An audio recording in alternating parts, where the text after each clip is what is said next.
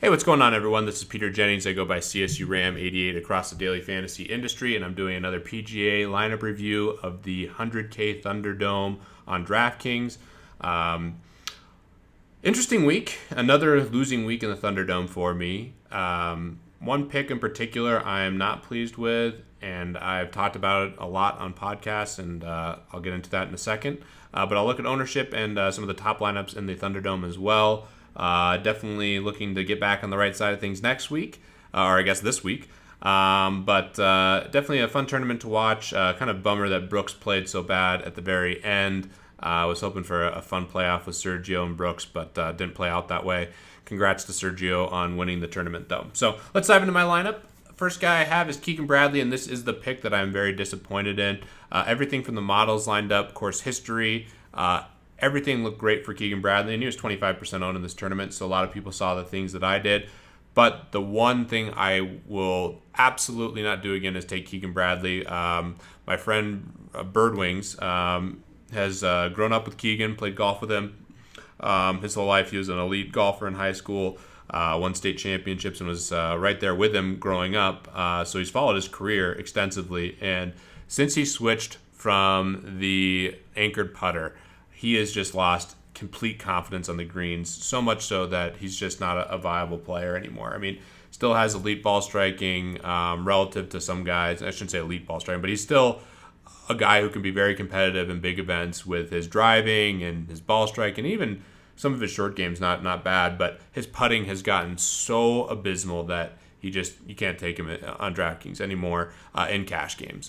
Tournaments, I still think he was a great play. I should have had more exposure to him maybe in tournaments and just none in cash games, but his putting's just so bad. I mean, I watched the Friday round, had 5 straight birdie opportunities within 15 feet, didn't make a single one, and the announcers were even saying that his posture and the way he was putting, he just had no chance. They said it looked like someone kicked his dog every time he putted, and that's just the case. So, on the PGA Tour, all these guys are great. You have to be able to make some putts. And Keegan I've talked about it a ton on the podcast. He's just so bad. And I'm not just trying to be results-oriented, but when someone's broken mentally and just completely lost on the greens, it's really hard to take them. And even at a course like this where it favored guys who, or at least, guys who traditionally aren't great putters, that wasn't weighted as importantly as it normally is in other tournaments. So, as you see in my lineup, I have guys like Lucas Glover who can't putt a lick, but at least they have some confidence that Keegan doesn't. So Birdwing's not a biased player at all. He said he wasn't going to take him ever again a month ago, and I'm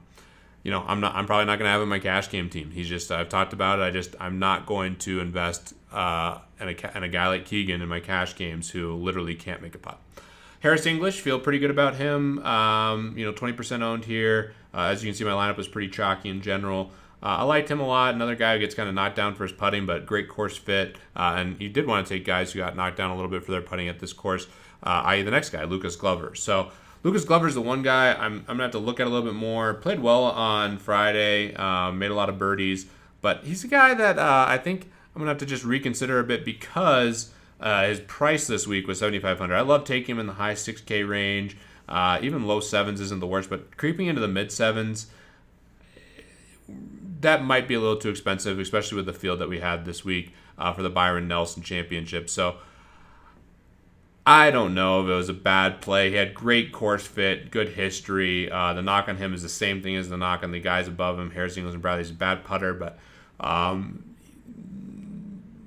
think that there's reason to take him this week. I'm not thrilled with the pick, and I'll have to think about it more. I do want to get good value out of the guys I'm taking. $7,500 relative to the field, probably too expensive for Glover, but a lot of things did line up for him, which other people saw. He's 30% owned.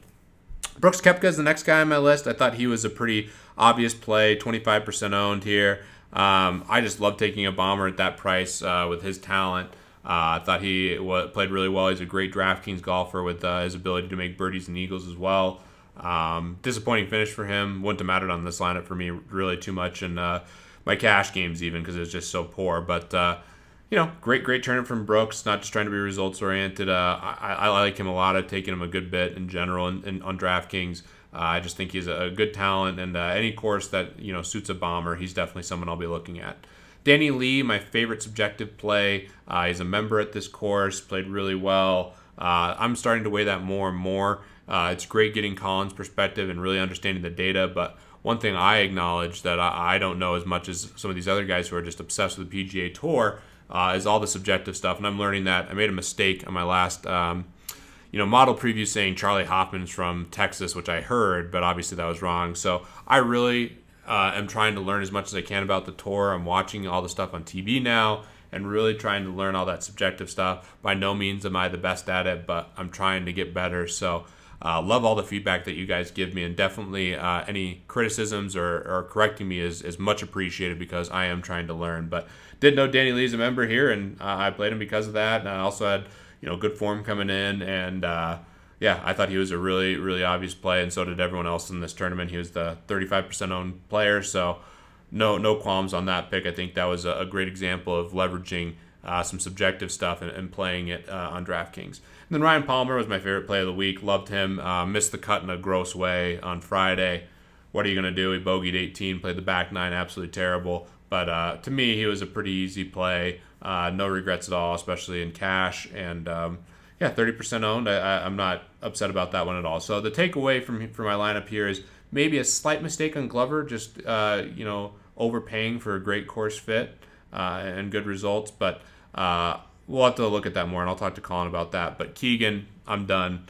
Call me biased, whatever, but I saw enough, and other sharp people have seen enough, and I ignored them this week, and I still played him, and now I've seen enough to not take him again. He looks so bad over the ball putting, and that's, on the tour, you have to putt well, at least reasonably well, to give yourself a chance to win and to make cuts. And even some of these other guys who aren't great putters, they're not putting like Keegan, and I'm done with Keegan. So take that for what it's worth. I'm still going to play Keegan in tournaments a bunch in the right spots. I definitely think he's a great tournament option, but I am done with him in my cash games.